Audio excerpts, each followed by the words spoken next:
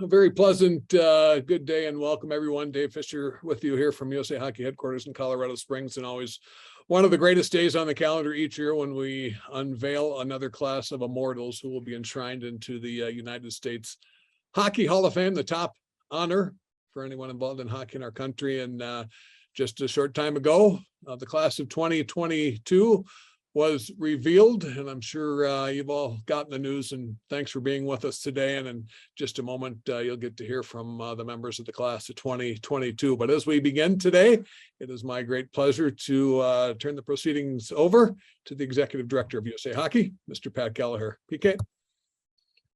Thanks, Dave. Good afternoon, everyone. Always an exciting and fun day on the calendar when we get to announce the next group of immortals to head into the U.S. Hockey Hall of Fame. We do have another extraordinary class this year, and I'm proud to be able to say that year after year after year. Truly another amazing group here that have done so much for hockey in our country and in different ways with hockey in our country. And you'll hear from them in a moment, but on behalf of our president, Mike Trimboli, our millions of hockey fans, and of course, all the members of USA Hockey, our players, coaches, and officials, I want to extend a warm congratulations and welcome to Steve Cash, Jocelyne Lamoureux-Davidson, Monique Lamoureux-Morando, the late great Jim Johannson, and Ryan Miller as members of the class of 2022 for the U.S. Hockey Hall of Fame. We're thrilled that we're the caretaker of the U.S. Hockey Hall of Fame, and we're excited that we'll be in St. Paul, Minnesota on November 30th to formally enshrine this great class of 2022. We've had the U.S. Hockey Hall of Fame induction celebration all across the country, but for this, the 50th anniversary celebration of the Hall, it's only appropriate that we're back in Minnesota, the great state of hockey, where the concept of the Hall of Fame was born back in the 60s, and of course, the state that is home to the U.S. Hockey Hall of Fame Museum in Eveleth, Minnesota. In addition to formally enshrining the class of 2022, on November 30th, we'll also look forward to honoring the 2022 winner of the NHL's Lester Patrick Trophy. And of course, speaking of the museum, I'd be remiss if I didn't ask all of us to remember Dave Tomasoni, who passed away just a few weeks ago. Dave was a longtime senator in the state of Minnesota. At one point was also the chair of the U.S. Hockey Hall of Fame and Museum Board of Directors. Dave had incredible passion for hockey, and even just reading some of the pieces on him after he passed, he did incredible things in the state of Minnesota, especially for people from up in the Iron Range in northern Minnesota where Dave was from. So we know he's not here with us today, but we certainly know he's always here with us in spirit when we talk about the U.S. Hockey Hall of Fame and Museum. So again, congratulations to Steve, Jocelyne, Monique, JJ, and Ryan. We look forward to celebrating with all of you later in this year. Thank you all for being here with us today. Fish. All right. Thanks, PK.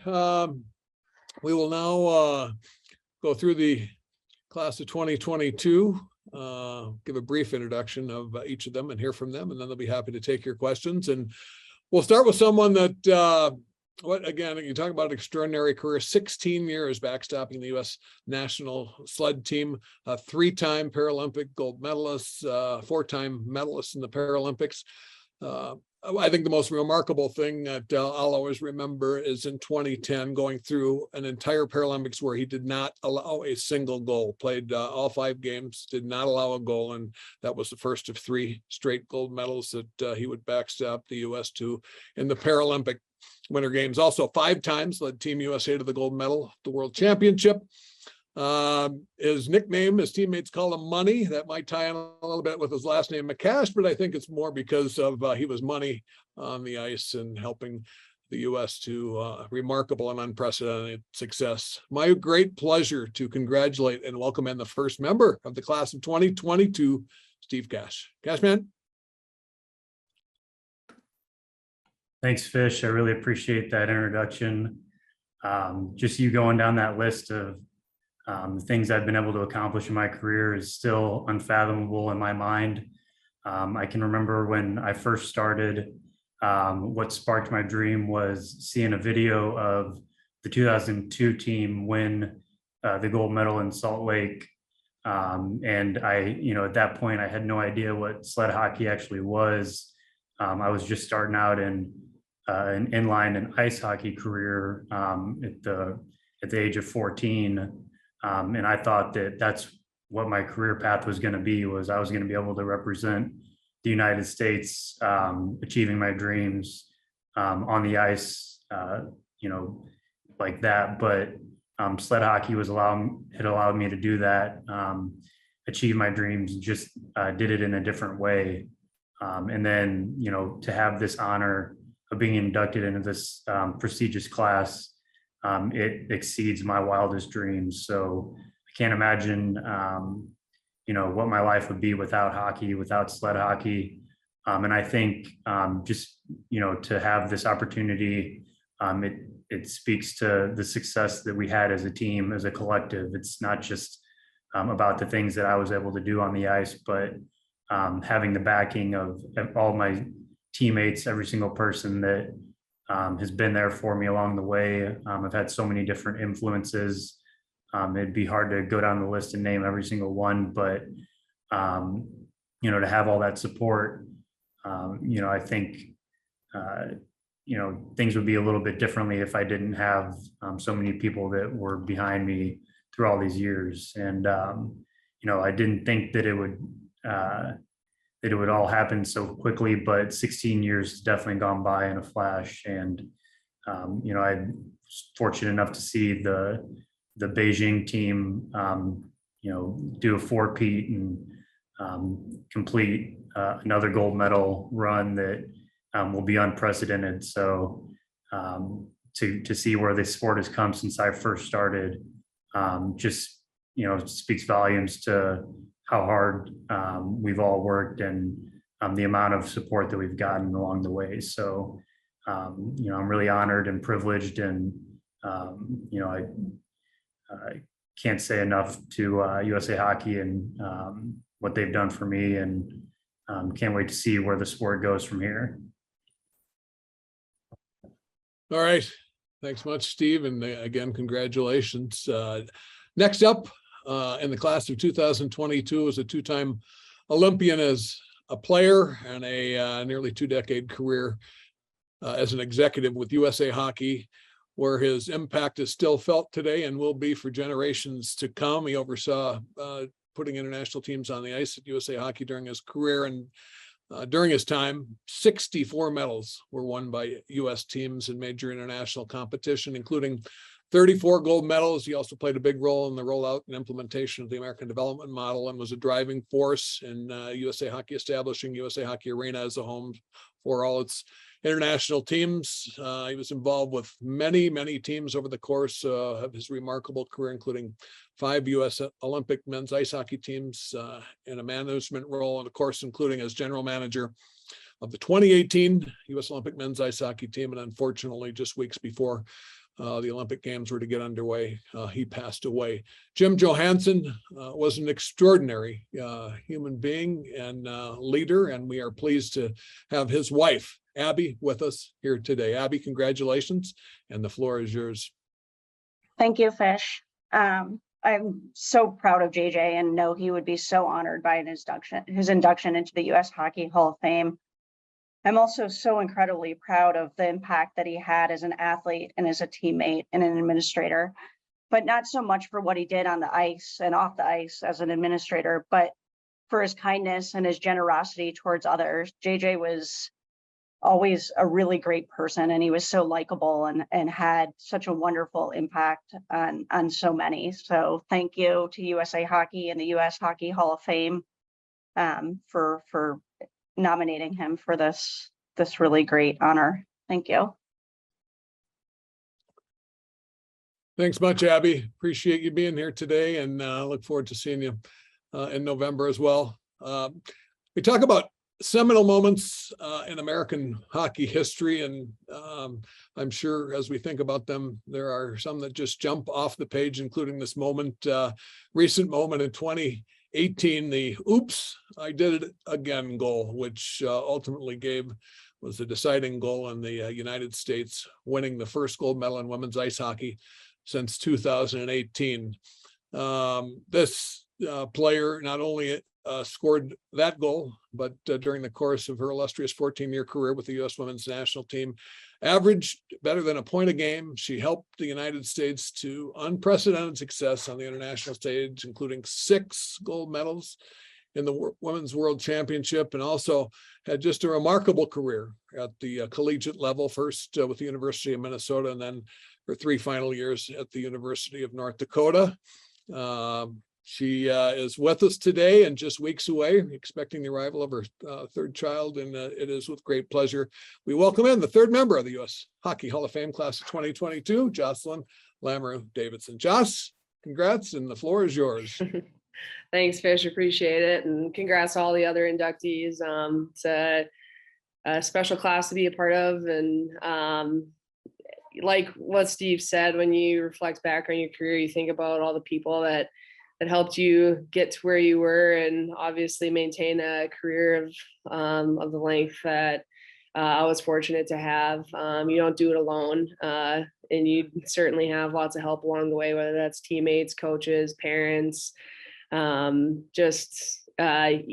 list could go on forever when I reflect back. And so I think, when I think about being inspired, it was the 98 team. Monique and I watched them win a gold medal in 98 when we were in 1st grade. And that really sparked our Olympic dreams and our Team USA aspirations. And we were fortunate to wear the red, white, and blue for many years. And, Fish mentions the shootout goal, which is probably the defining moment for most people for my career. But I think what I'm most proud of is just the teams that I was a part of, especially the great teams that I was a part of, is not just the medals we won, but the change we made for women's hockey. And we elevated the game. And I think, women's hockey has grown so much as far as the speed, the skill. And so to be a part of, I think, such an instrumental group on and off the ice is what I'm most proud of. And the further you get removed, the more you appreciate the people that were a part of your journey. And so I think this is obviously, it's an honor, but it's a reflection of being surrounded by so many great people throughout my career. And obviously Monique's a huge part of that piece for our story. And so it was special to obviously share the ride with Monique. And yeah, just appreciate everything that USA Hockey has done for me, and to be able to wear the red, white, and blue is a dream come true for almost 15 years. All right. Thanks much, Josh. Again, congratulations. And speaking of Monique, talk about the shootout goal in 2018. There was another pretty important goal in that game, the U.S. trailing in the gold medal game in 2018, the Olympic gold medal game, as you probably remember. And with 6:21 to play, Monique tied it up and sent the game into a shootout where Josh scored that decisive shootout goal. Monique also, with a 14-year career in the women's national team, averaged better than a point a game. Like her sister, played a key role in the unprecedented success on the international stage, 6 gold medals in the Women's World Championship, and outstanding collegiate career as well, both at Minnesota for 1 year and 3 years at North Dakota, and the unique distinction of being the only player ever in collegiate hockey to be named an All-American at 2 different positions during her career. I think, as all of you know, she played both forward and defense, both for the women's national team and at the collegiate level. The 4th member of the U.S. Hockey Hall of Fame class of 2022. Great to congratulate and welcome in Monique Lamoureux-Morando. Mo, all yours. Thanks, Fish. I have 3 kids upstairs, so I'm hoping no one busts it behind me. But I can't try not to repeat everything that Steve and Jocelyne have said. But when Pat actually called us, Jocelyne and I were at the airport, and I had at the time my daughter, who was 9 weeks old, was strapped to me when he called. So it was quite surprising to be getting that call. And I think when you just reflect back on your career, as Jocelyn and Steve said, you remember your teammates and who's been a part of your journey. And we were actually texting with Megan Duggan and Casey Bellamy the other day, having just watched the Women's World Championship that wrapped up last week. And having watched that tournament, but then just being removed from the sport now for almost 2-3 years, you really reflect back on, and to know how special of a group, leadership group that we were able to be a part of with the national team for a number of years.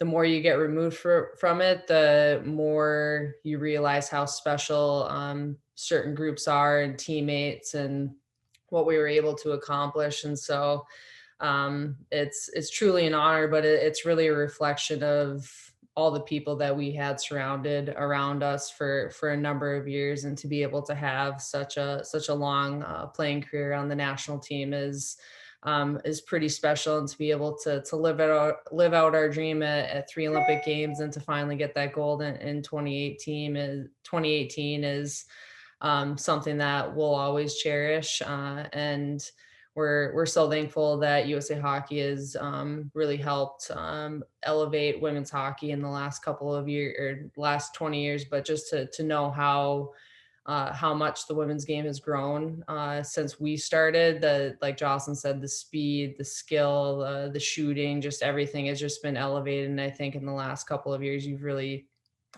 seen that. So to hopefully been a part of that push is pretty special. And we're, again, just truly an honor to be a part of this group. All right, thanks, Monique. Appreciate it. Last but certainly not least, in the class of 22, U.S. Hockey Hall of Fame, he is the all-time winningest American board goaltender in the National Hockey League history. Played 19 seasons in the NHL, of course, 11 of them with the Buffalo Sabres, where he still today holds many records. Won the Vezina Trophy as a top netminder in the NHL in 2010, and of course helped the U.S. to a silver medal in the 2010 games. He's a 2-time Olympian and holds the distinction of being the only goalie ever to be named MVP in the NCAA, NHL, American Hockey League, and the Olympic Winter Games. My great pleasure to welcome the 5th member of the class of 2022, Ryan Miller. Millsy, all yours. Congratulations. Thank you, Fish. Just echo what everyone else has said. It's a privilege to be a part of this class. I've watched all of these players play. It's been a joy to watch them, and it's wonderful to have Abby on here. JJ was my connection to USA Hockey at the World Championships when I was in college, and on through the Olympics, and just really have fond memories with him. So wonderful that we're able to honor the kind of person he was. For me, this is a very special and happy moment. Proud every time I get to wear the jersey with the red, white, and blue. But I remember as a kid, watching the games in Lillehammer, if you can go back that far. But just being inspired by the American players, and just really identifying that I'm an American, and my goal is to play hockey and excel and be the best I can. But there's always that that feeling that USA Hockey was there, and it was a presence, and I'm glad I could have my time with the national team, and I cherish those moments, and my time with the NHL, just playing hockey in different ways. It just brought that joy I felt as a kid. You play tournaments, and you play with USA Hockey. We had your club team as well, and just a lot of fun to be able to be a part of that. So thank you to USA Hockey for including me on those teams. And then, and this is a great honor. So I do appreciate it. And I'm thankful I get to go in with such a unique and diverse and amazing class. All right, terrific. Thanks much, Ryan. And again, congratulations. I'm going to ask our honorees to come back on the screen, and we'll take your questions here. I always like to make the distinction here for the news media and for everybody. This is the United States Hockey Hall of Fame. It is the country shrine, not the USA Hockey's organization shrine. We're proud, as Pat mentioned, to be the caretaker of it, but it is the US Hockey Hall of Fame. Also, a couple other things just to mention. Exciting that we're getting the season started here too. Next week, USA Hockey will celebrate welcome back to to Hockey Week a little bit later in the month. Our national sud team gets things started in the Czech Republic, in Czechia, I guess now is what officially called. So we're looking forward to that. Early in October, we will join in the world in celebrating Girls Hockey Weekend with the International Ice Hockey Federation. And then looking forward a little bit further on November 5th, we have our first National Try Hockey for Free Day. So some things in front of us, much more, but wanted to just mention those to all of you. Now we'll use the raise hand function. And if you would identify yourself and your organization and who your question is for as we go through here, that would be appreciated. And we will start with Chris Peters. Please go ahead. Thanks, Fish. Chris Peters, just Flow Hockey. I want to start off with Steve. Steve, this is, kind of historic on another level that, I believe you're the first Paralympian to go into the U.S. Hockey Hall of Fame. So I guess, what does it mean to you to represent the Paralympic hockey movement, and also, to have this opportunity to be in the U.S. Hockey Hall? Sure. Thanks, Chris. Appreciate the question. It's, clearly it means a lot to me personally, but I think it's pivotal for the game itself, the Paralympic movement, because sometimes we are overshadowed by the Olympics. Although we all take a lot of pride in being able to compete after the world's biggest stage, with players like Ryan, Monique, and Jocelyne, and to even consider ourselves in the same boat as them. It's something that we all keep in the back of our minds as we go along the sport. But I think another example of just where the games come along is you now have Paralympians being represented in categories with Olympians, such as at the ESPYs, where Declan Farmer was actually in a group with Olympians as best Olympian category. So I think that just goes to show where we've come from. Back in 2002, they did set a great example for the sport itself, but the Paralympics, I feel like, it's a great vehicle to showcase what we're able to do despite our disabilities. And so to be able to be one of those athletes that is, representing the Paralympic Games and what we're about, it's just a tremendous honor. I can't imagine, what kind of what's going to happen from here. Really, I think that it's just a first step in what can happen, and I'm excited to see what the Paralympics are going to bring from here on out. Awesome. And just one quick follow-up to you, Steve. What did you think when you heard that you were going to be going in the same classes as a goaltender like Ryan Miller? Yeah, I will say this. One of my fondest memories is being able to drop the puck at a Blues game and actually getting a fist bump from Ryan beforehand. I think just that mutual respect. Like you mentioned, being able to watch us, it's the same goes for him, being able to watch him compete for so many seasons and represent the United States.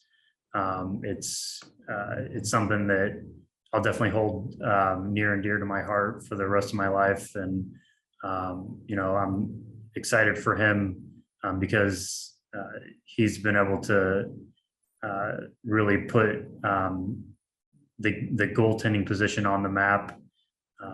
What he did in the NHL, as well as at the grand stage at the Olympics. So, I have the utmost respect for him, and Goalie Nation is here to stay. So,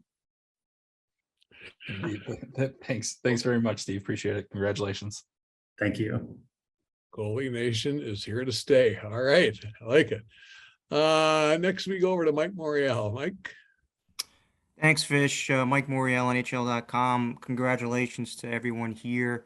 Abby, good to see you. Not an international event goes by without my thinking of JJ, so such a well-deserved honor here. Abby, what accomplishment or accomplishments of JJ's do you remember him being most excited about?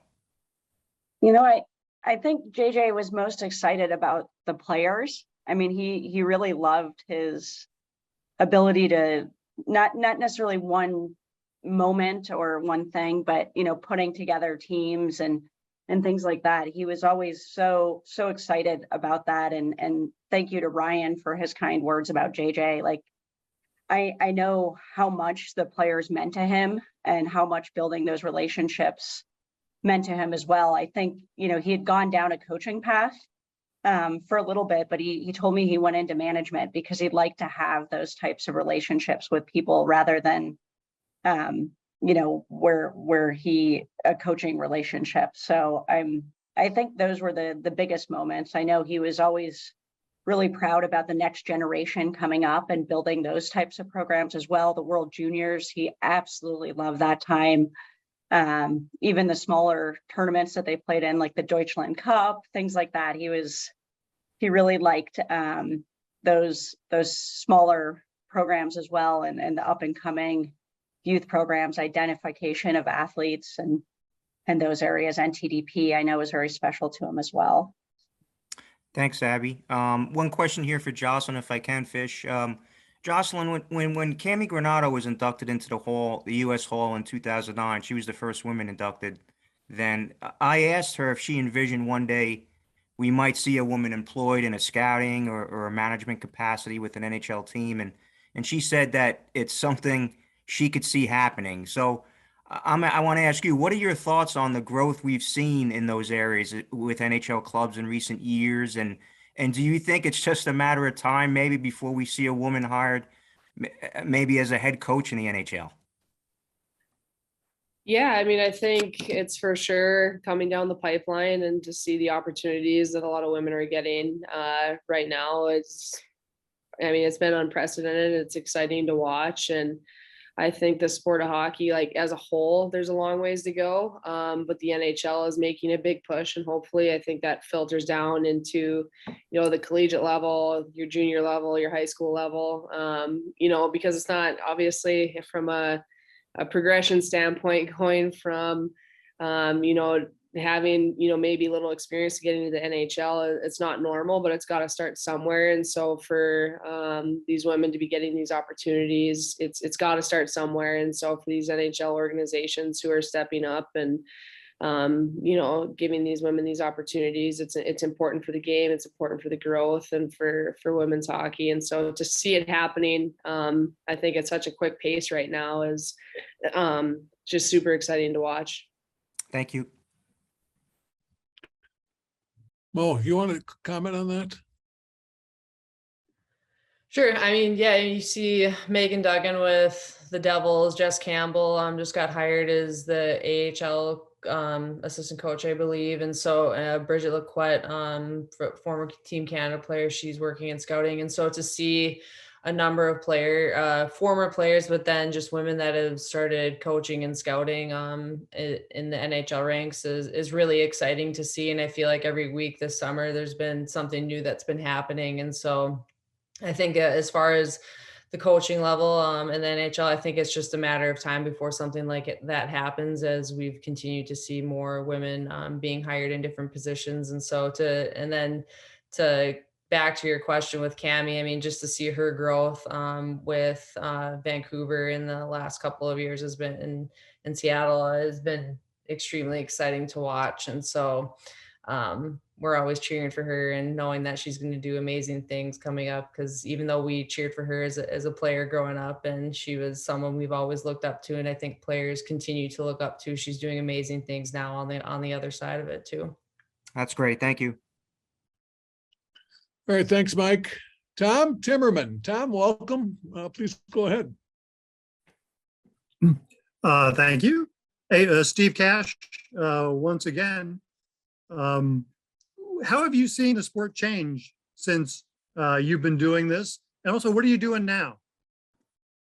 Hey, Tom. Yeah, so I'll start with where the sports come. So when I first started, you go back to things like the equipment, sleds were upwards of, 15, 20 pounds. And now you see them dwindle down to, roughly 8 or 10 pounds. And,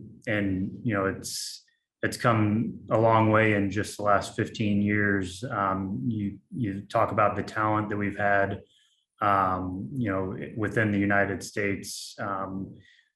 Just from the development standpoint, we have our development team that went from being a junior team with comprised of people under 21 years of age, to now anyone that has skill level to make the national team. They've been able to put together a great development program across the country. And then you talk about the grassroots level, where USA Hockey's put on so many great clinics. They have their sled lending program that lends out sleds to any program that needs them to put on a clinic or a demo. And so we have, I don't know how many players exactly we have across the country, but when I first started, I think we only had maybe 20 to 25 teams competing at our National Disabled Festival, and now it's I want to say about 70. And then you see the implementation of the NHL Sled Classic, where the NHL puts on a great event of teams that are made up of NHLs and their respective sponsors. So I've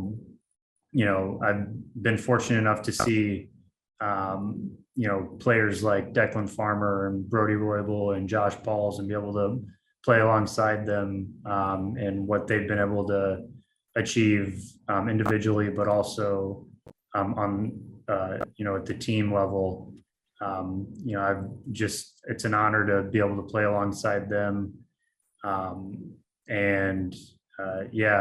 think the talent's only going to grow from here, but that's because everyone's willing to put in the effort and buy into the program and make the sport better than what it was yesterday. So I'm excited to see that. And, I think there will be more people getting involved and participating as the sport moves along. And then personally, what I'm doing right now is I'm actually working full-time at Amazon, and I'm pursuing a master's degree in finance. So it's keeping me busy after the life of hockey. And, I do actually help coach the youth team here in St. Louis. So that's kind of, a small thing that that I'm honored to be able to do to give back. Hopefully I can continue to do that and help inspire the youth to achieve greater things like others did for me back in the day when I was 14, 15 years old. Thanks, Steve. Thank you. Okay, Tom, thank you. Appreciate it. Mike Morriello, back to you.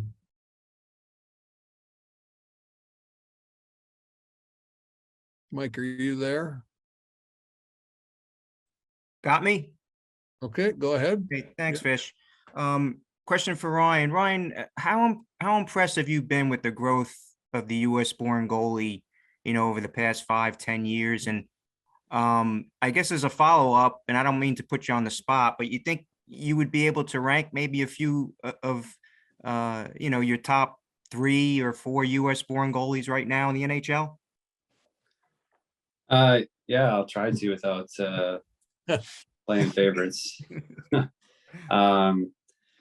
has been impressive. I think just overall USA Hockey is slowly been building programs, and we're starting to see some of the results. Going back, I think my age group was the first national development team. I didn't actually play for that team, but when you start to have more focused coaching and more attention, and you see the results. I sought out a goalie coach. I sought out people to help me, and for a long time that was not something easy to do. But now you see the access and the information is passed along so easily that there's 8 to 10-year-olds who are doing a butterfly slide better than I ever could in my career. So it's amazing to see, like, these kids are going to knock it out of the park. But this generation is just a little bit behind me. They have all the tools that we were trying to pick up still. I remember in the NHL trying to sort through all the modern versions of goaltending that you see very readily now and trying to implement those into my game. But these kids grew up with it. So that's just logical progression. You see the talent is there. The information's there. They've been thinking about it a different way for so long. There are going to be some amazing goalies. There are already, but even more so coming down the pipe. I do like watching Hellebuck, Demko. I played with John Gibson for a long time. You can go on and on, but these are the guys who are leading the charge right now, and I certainly see them as the strength of USA Hockey moving forward, and hopefully they can have some more premier events coming up. I know they want to work in a World Cup pretty soon. That would be good access and for these players, and hopefully back in the Olympics again soon. That's great. Thanks, Ryan.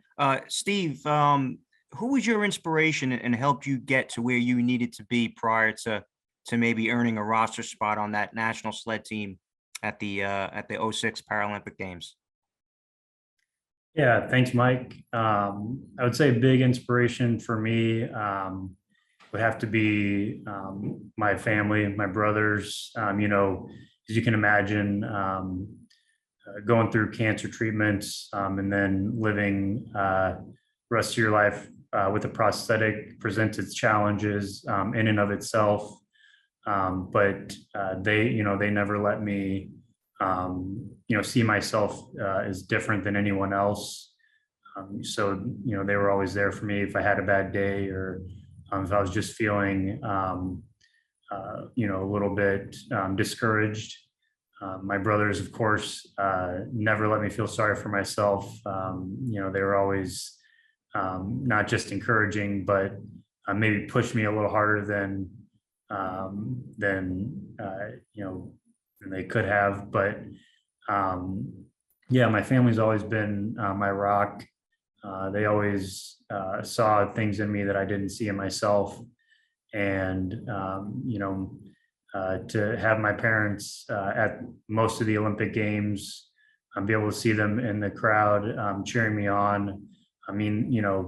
It's no small feat to put 4 kids through hockey and do it with the little means that they had. So looking back and reflecting on what I was able to do, it definitely would have been possible without them. So I thank them each and every day. And then, my brothers for instilling the confidence in me that I wouldn't have otherwise. That's perfect. Thanks, Steve. And one more, if I can, Fish, for Monique. Monique, I'm just curious, what was more difficult and fulfilling for you, playing forward or defense, and why? And Mo, who is with you? This is Mickey. Mickey wants to say hi to Auntie because he sees Auntie on the screen too. Say hi to Auntie quick. Hi. Hi, buddy. To be honest, I liked playing D more.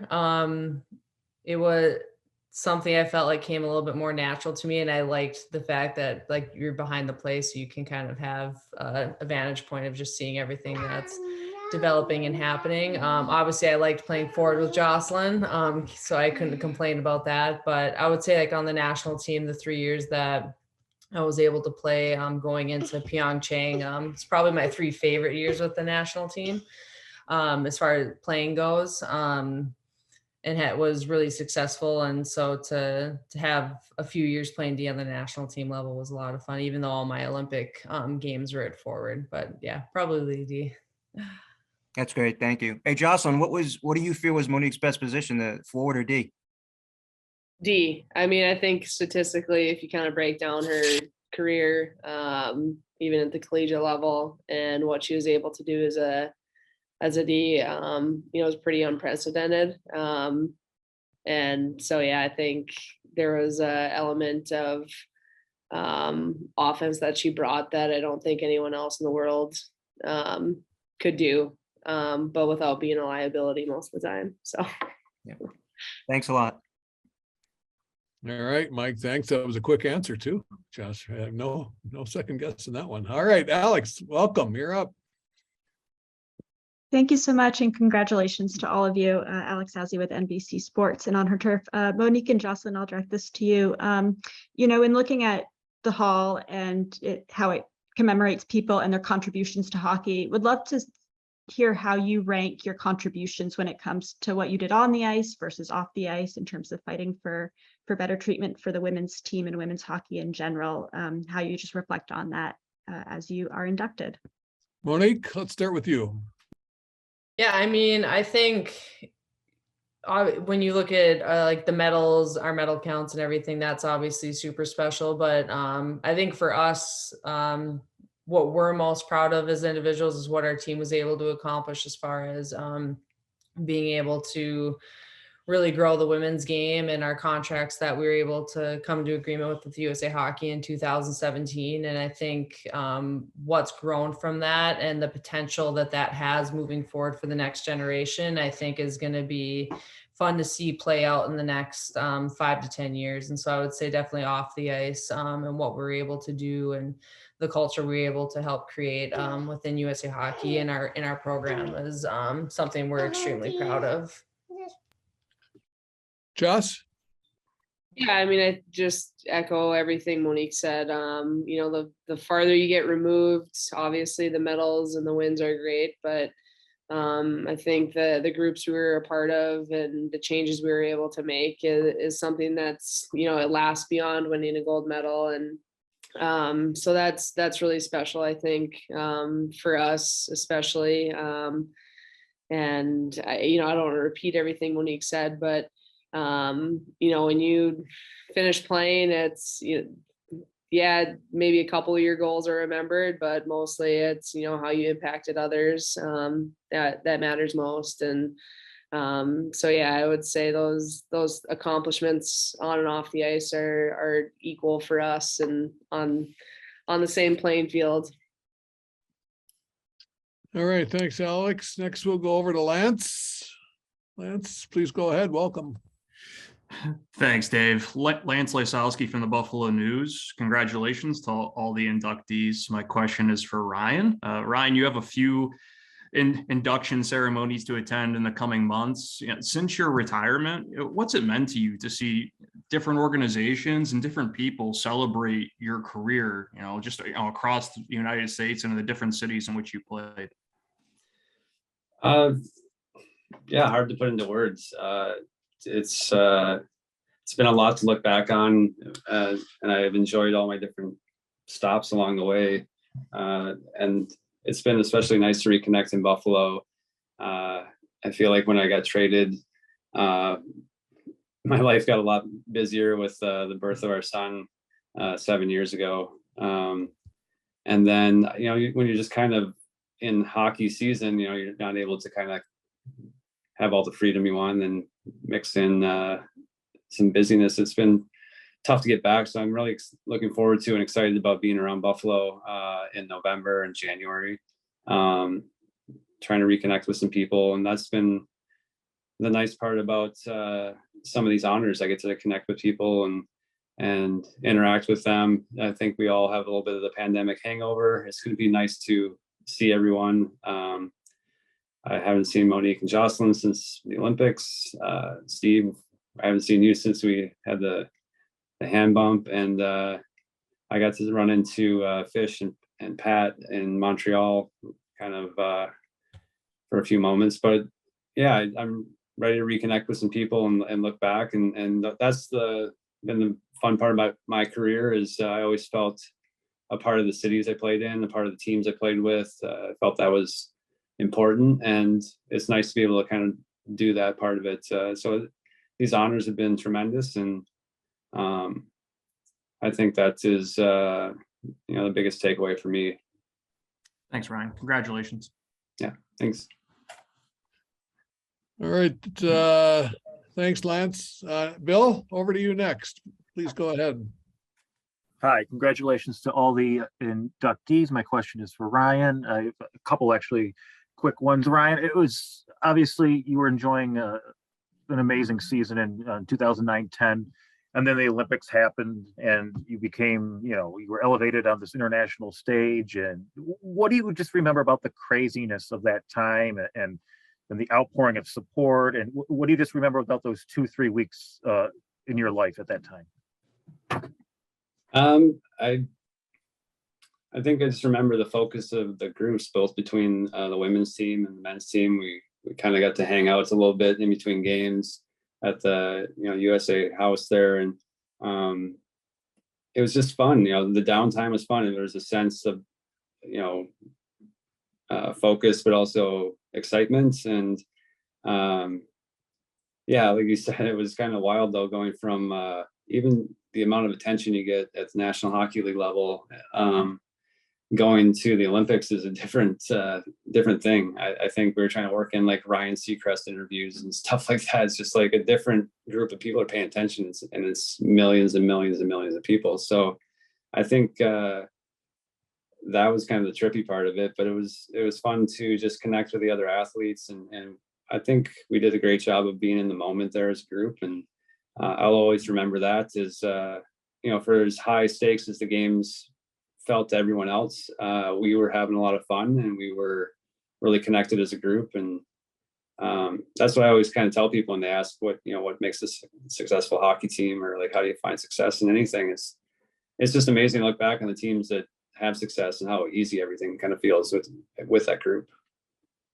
And secondly, it's 20 years ago now. You were about to begin your pro career, and you had, I guess, a kind of a taste of pro type hockey with the World Championships with Team USA. But what do you just remember about 20 years ago now? Just going out on your own and beginning the whole thing. What do you remember about that time?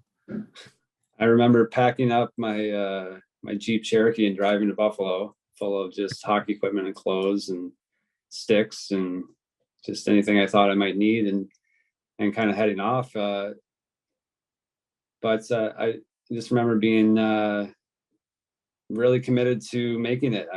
I had some success in different levels, and I knew the work it would take to get there. I was lucky to have some good role models in my family, my cousins, and I played in the NHL prior, and I kind of, the door was open. I could see what was happening. I saw the effort. I saw all of that. And so I'm thankful to, Kelly, Kevin, and Kip Miller, who, I got to see what it would take. And I was motivated. So I think those first few years, I just knew there was a learning curve, and I knew I could stick with it. I could make a push, and thankful to Buffalo for, believing in that model of developing players. We had to earn our way onto the team, and it was a little different than it is with the salary cap now. Not knocking the modern guys, but there's the expectation was a little bit different. So we had to kind of come up as a group, real solid group, for a couple of years and earn our way up. But there was a familiarity. So really that group that I came in with, Gaustad, Pominville, Vanek, those guys, it was a nice way to step into pro hockey, to have your peers around you and learn together and move up. Thank you, Ryan. Okay, thanks, Bill. Back to Chris Peters. Thanks, Fish. This question is actually for Pat. And I know how I felt when I saw JJ's name on this list of inductees. I can only imagine what it was like for you to know that one of your good friends was going in there. And I just was wondering if you could reflect a little bit on JJ's legacy on USA Hockey and how it still resonates today.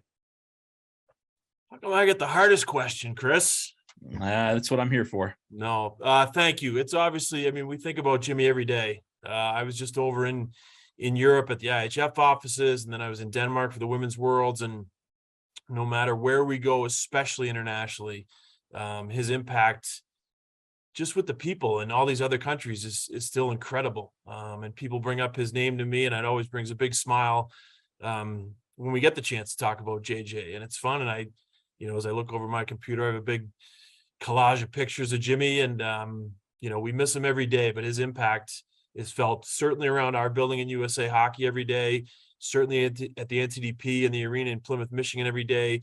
And really, most probably special is just globally. The impact he had in the international ice hockey community is truly amazing. And it's so much fun to see all these people across the globe and just sharing stories. It's really special. And again, you heard the impact he had on all the players on this call and their careers and everything. So it'll be very, very exciting to get to celebrate Jimmy again on November 30th in Minnesota. Okay, thank you, Chris. I'm just going to quick go around the horn here. I had a question. A media member that was not on here asked me to ask for the recording, and it's just who's a youth coach when you were a kid that you remember and harken back to. And I don't know, where do we start? Jocelyne, I want to start with you. Well, the first coach that comes to mind is Coach Gordy Stafford for my high school career. Do you want why, or you just want a name? I would guess they would like a little bit more than sound a little bit. Yeah, I mean his first year of coaching girls hockey, he coached on the boys teams at Shattuck. So his first year coaching the girls team was also mine and Monique's first year playing girls hockey. We'd played with boys up until then, and just his pure love and joy for the game was contagious. And just I think he understood Monique and I on another level and where we wanted to be, even as 14, 15-year-olds when we went to Shattuck. He understood us right away, and what our goals and aspirations were. And I think there's very few people that I think really change the trajectory of who you can be as a player and as a teammate and as a person. And he's one of those people in our career that was pivotal, not just as players and trying to be great, but as teammates, as leaders, and just trying to be a better person every day. And so he's the first one that comes to mind for me. All right, thanks, Josh. Steve? Yeah, so I'll go with a coach who he's done all levels in all sorts of disciplines. Jeff Sauer. So he had a great career in Wisconsin. The things that he did for the sport before sled hockey is clearly something that can't be surpassed. But what he did for my career when he came in to coach the team back in 2011, 12, I believe it was, is instrumental. He had basically done the sled development camps before he had come on as a national team coach. And you could just see the passion in his eyes for the game. And I think, not only did we kind of provide a new outlook for him in the sport, but, he gave us such great advice, such a different vibe that we didn't have in the sport at that time. And the things that he was able to do for us, there's no way that we could repay him and his family. But yeah, Coach Sauer, his great sense of humor, his as I mentioned, passion, and how he was able to evolve the sport in such a small time, while coaching the national team. It was something that was really special to us. Everyone was able to develop a relationship with him on an individual level, and the chemistry we were able to build with him.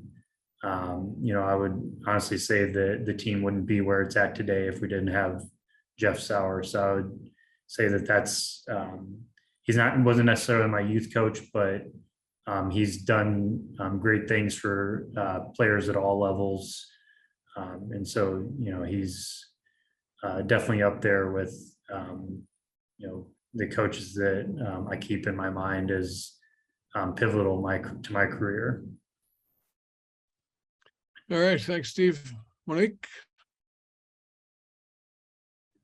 Not to repeat Jocelyne, so I'll go with a different one. I would say probably our Bantam coaches that we had, but especially Kelly Kilgore.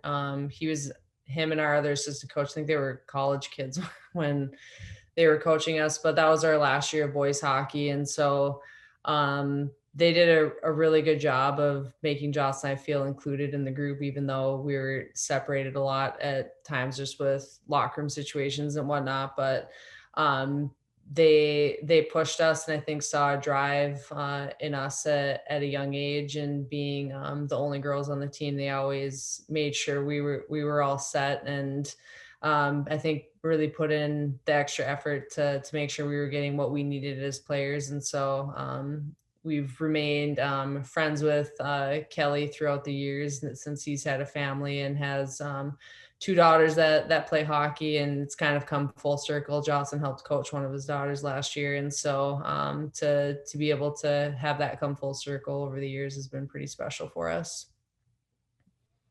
All right, great. Thanks, Mo. Ryan? I'd say Terry Barbo, who's a goalie coach that I started working with when I was about 16.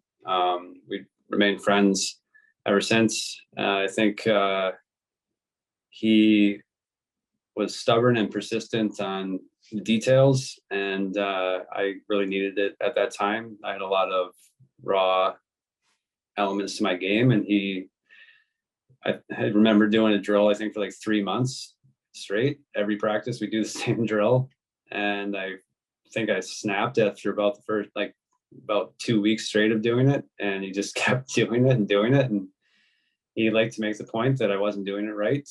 So when I got it right, we moved on. And it's funny, we did kind of rub each other a little bit at first, but then we kind of gained a lot of respect, and we have a great friendship, and always consider him one of the biggest influences on my game. All right, terrific. Well, thanks to all the media for joining us. We are at the top of the hour and our time is up.